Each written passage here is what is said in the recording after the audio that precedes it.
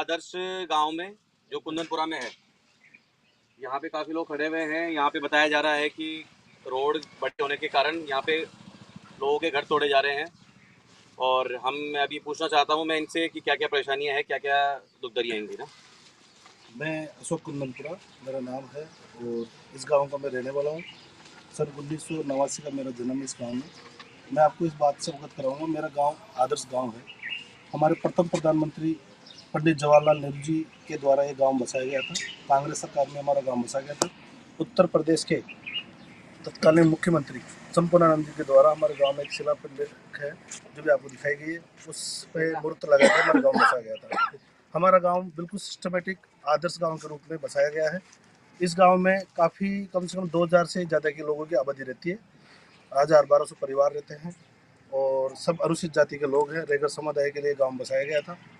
तब से इसमें रहते आ रहे हैं। हमारे पास मूलभूत आवश्यकताओं की जो सुविधाएं हैं, सरकार ने सामुदायिक केंद्र है, पंचायत घर है, सरकारी स्कूल है, सामुदायिक भवन है और जैसे कि जो भी सुविधाएं होती है, स्कूल है, आंगनबाड़ी केंद्र है, डिस्पेंसरी है, सब कुछ कंप्लीट तौर पर बचा कर हमको दिया है अनुसूचित जाति के लोगों को। और ये जो देने के बाद सन 1972 में पंचायत के द्वारा मतलब आबादी में कन्वर्ट करने के बाद हम सबको पंचायत के पट्टे हैं, सबके पास पट्टे उसे रह रहे हैं। आपको भी हम पट्टे भी दिखाएंगे हमारे। उस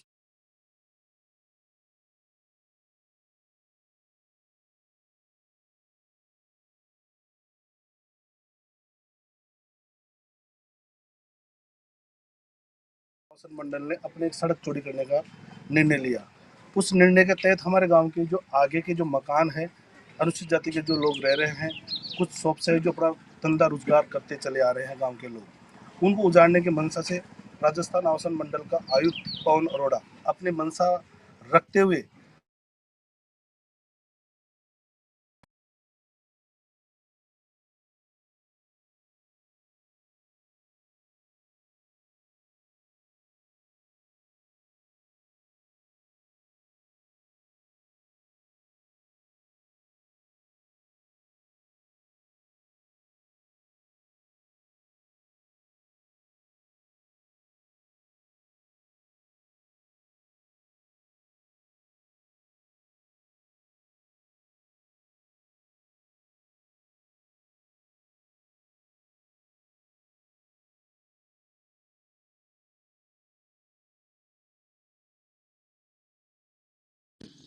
ये बेचारे अपना धंधा रोजगार समय पे अपने खाने की रोटी के लिए बहुत परेशानियां उठानी पड़ती है, बहुत प्रयासरत रहते हैं।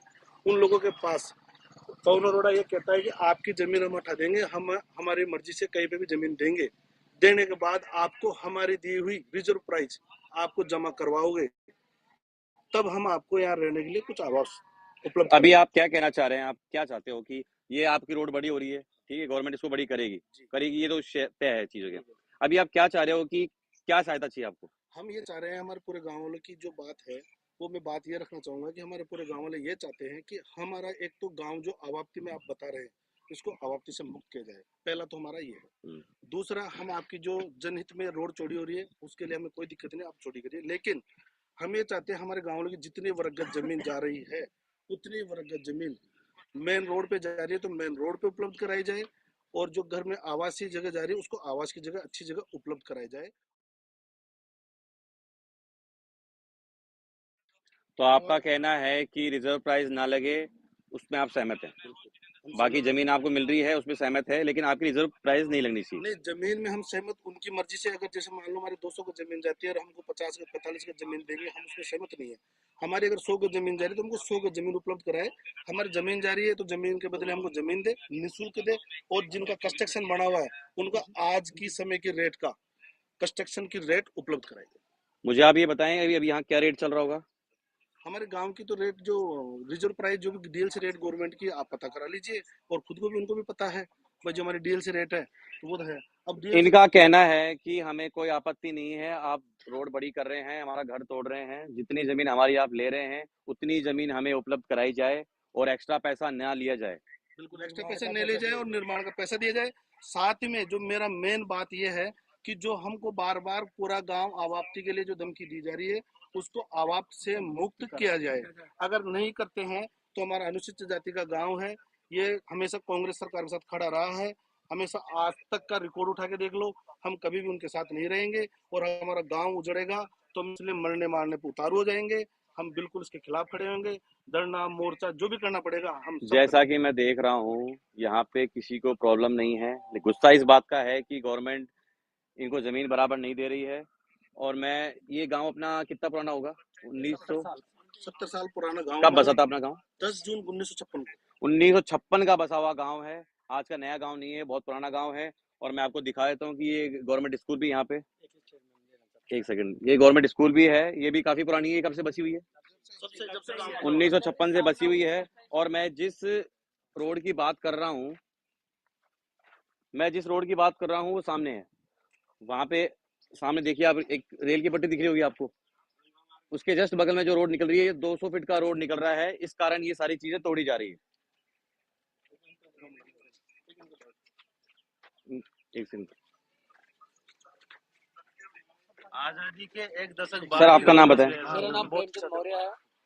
बताएं सर, आप क्या कहना चाह रहे हैं? मैं ये कहना चाह रहा हूँ कि जो हमारे अनुसूचित जाति के कुंदनपुरा में गांव बसा हुआ है, ये मेन रोड को एक बहाना बनाते हुए जो हाउसिंग बोर्ड हमारे साथ बड़ा अत्याचार कर रहा है और जबरदस्ती खाली कराने की धमकियां दे रहा है। कई लोगों की तो यहाँ से दुकानें भी उन्होंने तुड़वा दी है भू माफिया से के साथ मिलके। तो हम ये चाहते हैं कि रोड निकालने में हमें किसी प्रकार का कोई एतराज नहीं है, किंतु हमारा हक चाहिए। हक में जितनी जमीन ले रहे हो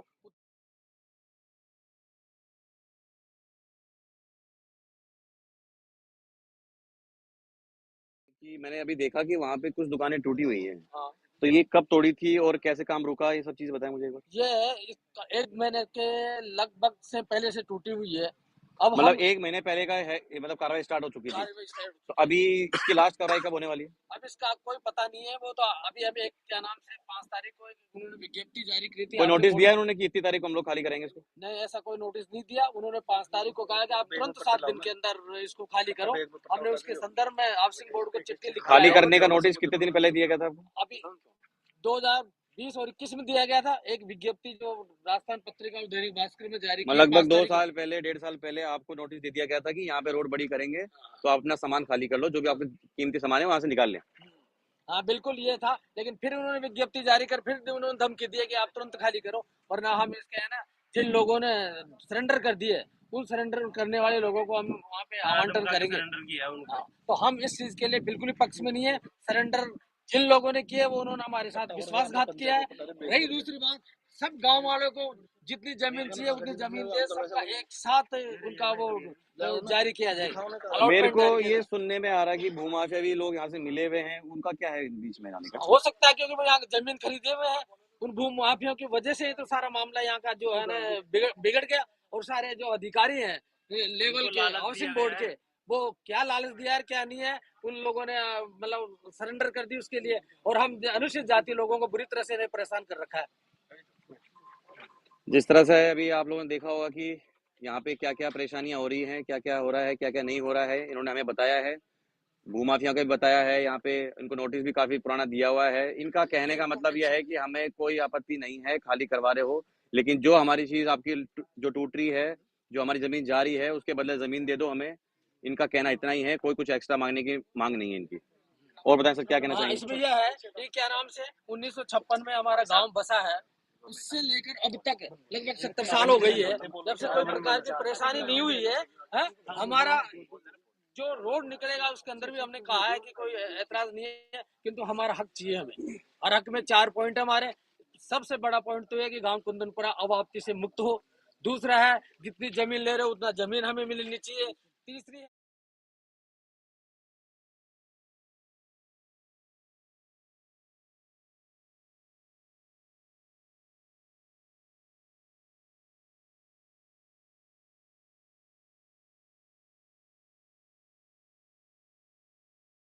सारी चीजें कर रहे हैं, कार्रवाई कर रहे हैं।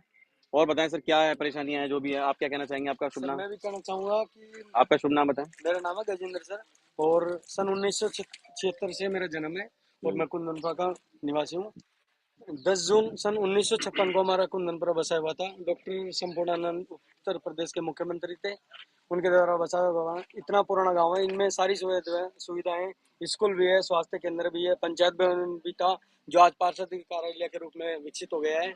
और मंदिर भी बना हुआ है हमारा पुराना, सब कुछ है। 60 फीट रास्ते हैं, 30 फीट रास्ते हैं, 20 फीट पीछे गलियां हैं, सब कुछ अच्छा बसा हुआ गाँव है। जब ये मेन गंगा मार्ग में 200 फीट रोड में जो दुकानें आ रही हैं, वो हमारे सामने रेलवे लाइन से 150 फीट छोड़ के जगह, रेलवे लाइन से 150 फीट जगह छोड़ के उसमें हमारी जो एक खसरा नंबर 1 से 10 तक जो जमीन हमको गवर्नमेंट से अलॉट हुई थी, 60 बीघा जमीन अलॉट हुई थी, उस 60 बीघा जमीन के अंदर ही हमारी दुकान है, मकान है। उस जो रोड के अंदर जा रही है उनको जबरन लिया जा रहा है और हमको कुछ मुआवजा नहीं दिया जा रहा है और बार बार धमकियां दी जाती है। ये बड़े बड़े सबका एक ही कहना है कि हमें मुआवजा नहीं दिया जा रहा। बिल्कुल ये मैं गवर्नमेंट से यही कहना चाहूंगा कि आप कुछ कर रहे हैं, कार्रवाई रोड बड़ी कर रहे हैं, इसमें कोई आपत्ति नहीं है, लेकिन जो भी इनकी जमीन जारी है, जमीन के बदले जमीन दी जाए। एक मिनट से ये जो गंगा मार्ग में जो दुकानें जा रही है वो बहुत हमारे 60 बीघा के अंदर बसी हुई है। खसरा नंबर 110 तक 1972 में आबादी में कन्वर्ट हुआ था हमारा कुंदनपुरा, 60 बीघा पूरी जमीन। और 60 बीघा जमीन कन्वर्ट हुई, उसमें ही हमारा कुंदनपुरा पूरा बसा हुआ है। जो दुकानें जा रही है वो भी 60 बीघा के अंदर है। उसके बावजूद भी रोड निकाल रहे हैं। हम रोड से सहमत है, निकलना चाहिए रोड, लेकिन हमारे को हमारा हक पूरा मिलना चाहिए, निःशुल्क मिलना चाहिए। आज नई कच्ची बस्तियां बच जाती है, उनको भी उनको हक दिया जाता है, लेकिन हम इतने पुराने होते हुए 70 साल से बसा हुआ बिल्कुल, जनता दरबार आपको आपका हक दिलाएगा, जनता दरबार आपको आपका हक दिलाएगा और आपके साथ खड़ा है, आज भी खड़ा है। गाड़ी आएंगी, तोड़फोड़ होगी, उस दिन भी हम खड़े होंगे। मुझे आप बताएं कि ये बगल में किस चीज का ऑफिस खोला हुआ है आपने? ये बगल में पार्षद कार्यालय है। पंचायत भवन था।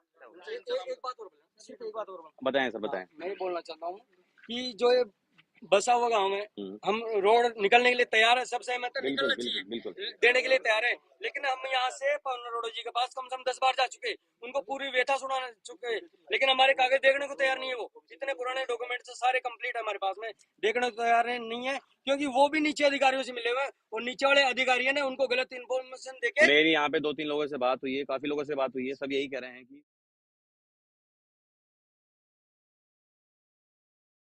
नाम बताएं सर। रामावतार मौर्य। रामावतार जी खड़े हैं मेरे पास और इनके पास काफी पेपर्स हैं और ये पेपर्स में मुझे दिखाना चाह रहे हैं कि ये पेपर है, जो शिलान्यास है ना, उसकी फोटो है, जो 56 में एक मुख्यमंत्री जी के द्वारा, जो उत्तर प्रदेश के तत्कालीन मुख्यमंत्री डॉक्टर संपूर्णानंद जी, उनके द्वारा बसाया हुआ गांव है, जिसको हाउसिंग बोर्ड मानने के लिए तैयार नहीं हो रहा। अगर मुख्यमंत्री के द्वारा बसाए हुए गाँव की कोई वक़्त नहीं रहेगी, मुख्यमंत्री के द्वारा शिलान्यास किए हुए की, तो फिर और किसी की तो कोई औकात नहीं है। अब जबकि राजस्थान सरकार के जो मुख्यमंत्री है वो कच्ची बस्तियों का नियमन कर रहे हैं। 2018 तक के जो अवैध निर्माण है, अवैध कब्जे हैं, उन तक का नियमन कर रहे हैं। हम तो 1956 से यहाँ पे बसे हुए हैं और हाउसिंग बोर्ड 1996 में आया है, तो 96 पहले से बसे हुए, तब आकर के ये कहता है कि आप लोग हमारी जमीन में रहे हो, आपने अतिक्रमण कर रखा है। और इस गांव में जो गांव वाले जो यहाँ पे बसने की कहानी ये है कि ये गांव वाले पहले दूसरे सामने वाले गांव में रहते थे। और ये सर किस किस के पेपर हैं, क्या क्या चीजें बताएं मुझे आप। वही आपको बता रहा हूँ कि ये जो यहाँ पे किसानों की जमीन थी, किसानों की जमीन थी, तो किसानों के को यहाँ के बदले में जो यहाँ किसान थे काबिज, उनको यहाँ से हटा करके सरकार ने दूसरी जमीन दे दी और ये कुंदनपुरा जो रैगर समाज के लोग हैं इनके लिए यहाँ पे बसाई गई और 1973 में इसको आबादी में कन्वर्ट किया गया। और आबादी में कन्वर्ट करने के बाद जो ग्राम पंचायत आए, सरपंच आए, सरपंचों के द्वारा इनको पट्टे दिए गए नियमानुसार, जो भी शुल्क लेकर के, और कुछ रजिस्ट्रियां भी करवाई गई। पंचायतों के पट्टों को अवैध मान रहे हैं, तो फिर पंचायतों को बनाने की जरूरत ही क्या है? पंचायतों का महत्व क्या है? सरपंच क्यों बना रहे हो? अगर पंचायत के पट्टों को आप अवैध मानते हो तो पंचायत के सरपंचों ने हमें पट्टा दिया, सांगानेर तहसील में रजिस्टर्ड हुए हैं और रजिस्टर्ड पट्टे हैं हमारे पास, वैध पट्टे हैं, वैध कब्जे हैं और आबादी भूमि में हम रह रहे हैं। किसी की दूसरे की जमीन पे जाके हमने कब्जा नहीं किया, अवाप्त करने के बाद हमने कोई अतिक्रमण नहीं किया। हमारी जितनी जमीन है उसी में हम लोग 60 बीघा, खसरा नंबर 110, जयपुरा ग्राम, जयपुरा पंचायत, तहसील सांगानेर। और बताएं सर, इसके अलावा और कुछ है इसमें? इसके अलावा जी ये किसानों की जो हमारे आबादी में जो दर्ज हुई है, इसका म्यूटेशन है और ये म्यूटेशन कॉपी है, जो हमने सर्टिफाइड कॉपी हमने वहाँ से निकलवाई है। ये किसानों की, इधर किसानों का नाम दर्ज है, ये इस तरफ किसानों का नाम दर्ज है और इस तरफ। जैसा कि आप देख रहे हैं सारे पेपर्स ये मुझे दिखा रहे हैं और आज कोई भी पेपर आज का नहीं है। जिस हिसाब से मैं इन चीजों को देख रहा हूँ, ये पेपर कोई भी आज का नहीं है। कम से कम 40-50 साल पुराने की, 40-70 साल पुराने पेपर्स हैं। इनकी हालत बता रही है। ये 90 में निकलवाए थे हमारे सरपंच। ये आबादी में जिलाधीश महोदय के आदेश से ये आबादी में कन्वर्ट हुआ, इसकी वो लिखी हुई। ऐसे ही नामांतरण की कॉपियां और है मेरे पास, नामांतरण की भी सारी कॉपियां हैं, मैं आपको वो भी दिखा दूं। एक एक किसान के द्वारा ये अलग अलग किसानों के नाम, सारे पेपर्स इन्होंने संभाल के रखे हुए हैं। ये किसान का नाम मौके पे सारे पेपर्स देखने को मिल रहे हैं मुझे। है ना सर्टिफाइड कॉपियां बाकायदा कलेक्टर साहब के द्वारा आदेश इसको किया गया है, और कोई भी एक भी डॉक्यूमेंट हमारे पास कोई फर्जी नहीं है। और हम लोग आबादी की भूमि में रह रहे, रोड अगर निकलता है, रोड निकालने के लिए सरकार से हम इतनी मांग कर रहे हैं। हमारी एक ही मांग है जो बार बार सब लोगों ने कहा है कि हमारे को जितनी जमीन हमारी रोड में जा रही है उतनी ही जमीन बराबर में हाउसिंग बोर्ड के सेक्टर नंबर 1 से 5 के बीच में हमें दी जाए और निःशुल्क दी जाए। तो किसी भी प्रकार की रिजर्व प्राइस हम जमा नहीं करवाएंगे, और जो हमारा टूट फूट मकानों के निर्माणों का जो टूट फूट हो रहा है उसके बाजार भाव से, आज के भाव से दाम दिए जाए। Thank you sir. सर मैं भी यही कहना चाहूँगा, देखो घूम फिर के पूरी बात एक ही आती है, सब किसी को कोई आपत्ति नहीं है, सब यही कहना चाह रहे हैं कि हमें ज़मीन के बदले ज़मीन दे दीजिए और आप एक्स्ट्रा पैसा हमसे ना लें। हमारी तोड़ फोड़ कर रहे हो वो भी हम लोग देख रहे हैं, लेकिन हमसे एक्स्ट्रा पैसा ना ले जाए, ज़मीन के बदले हमें ज़मीन दे दीजिए। सबका यही कहना है। तोड़ करेंगे तो हम बच्चों से रेल के आगे माथा देंगे सब लोग। सब कह रहे हैं कि मरने वाली बातें कर रहे हैं कि हम इन कार्रवाई को आगे नहीं आने देंगे, हम कुछ करने नहीं देंगे। अगर ऐसे तोड़ेंगे, दादागिरी से तोड़ेंगे, तो हम बच्चों से रेल के आगे खड़े होंगे, चाहे मरने को मंजूर हो, परिवार का गांव पूरा खाली हो जाए, हमारे को कोई बर्दाश्त नहीं। मैं चाहूंगा सरकार से निवेदन करूंगा कि ये सब चीजें ना की जाए, प्यार से जो भी इसका सॉल्यूशन निकले उस सॉल्यूशन निकाल के और आगे चीजें बढ़ाई जाए। हम यही सॉल्यूशन चाहते हैं कि हमारे को हमारी जगह के बदले जगह दी जाए, वो भी निःशुल्क दी जाए, हमारा जो जाना टूट फूट है उसका मुआवजा दिया जाए। हम ये चाहते हैं। बिल्कुल सर, आपको हम दिलवाएंगे। जनता दरबार आपका स्वागत करता है, आपके साथ है, सब चीजें करेगा। बताएं सर, आप क्या कहना चाहेंगे? आजादी के 1 दशक बाद, सिर्फ 1 दशक बाद ये पूरा गांव बस गया, और ये लोग बोल रहे हैं कि आप अवैध हो। हम कहाँ से अवैध है? हम कोई आज के बसे हुए हैं क्या?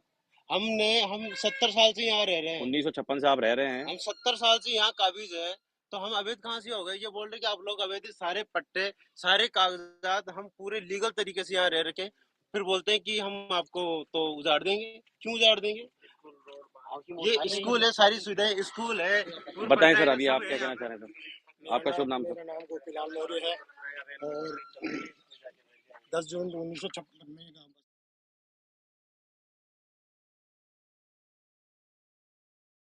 उन लोगों ने हमें परेशान किया, तो उनको जमीन अलॉटमेंट करवाई। उसके बाद में बेहतर में कोर्ट में क्या नाम कलेक्टर साहब ने आबादी में घोषित 96 में इसने चरागाह कर दिया। तो ऐसा कौन सा अधिकारी था जो हमारे बसे गांव को भी इन्होंने बिल्कुल नील बटा नील करके भेज दिया? हाउसिंग बोर्ड के अधिकारियों की वजह अधिकारी है, उसकी जांच होना बिल्कुल जरूरी है। बिल्कुल सर, हम जांच करवाएंगे इस चीज की। जिस तरह से बात हुई है इस पूरे गांव में, हमने सारी बातें आपको बताई है, क्या हो रहा है क्या नहीं हो रहा है, सबसे बातें भी कराई हैं, कुछ पेपर्स भी दिखाए हैं, सारी चीज दिखाई है। सर बिल्कुल इसका सहयोग होगा, बात करेंगे आगे, सब चीजों का सॉल्यूशन निकले जिसमें आप भी खुश हों, गवर्नमेंट का भी काम सही हो जाए। ठीक है सर, धन्यवाद। अभी हम लोग फिर नेक्स्ट टाइम मिलेंगे। बहुत बहुत धन्यवाद।